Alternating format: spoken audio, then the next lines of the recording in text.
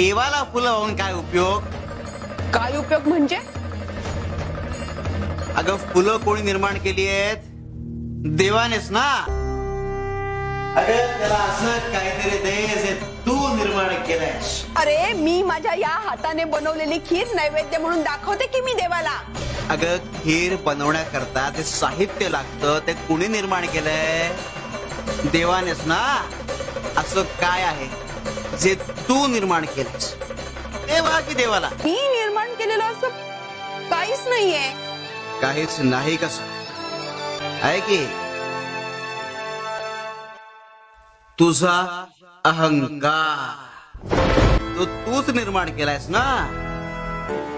हा अहंकार माणसासाठी प्रचंड घातक असतो. तो माणसाचंच नुकसान करतो, पण माणसाला ते कळत नाही. नुसतं प्रत्यंतर घेऊ नका, शिका त्यातून.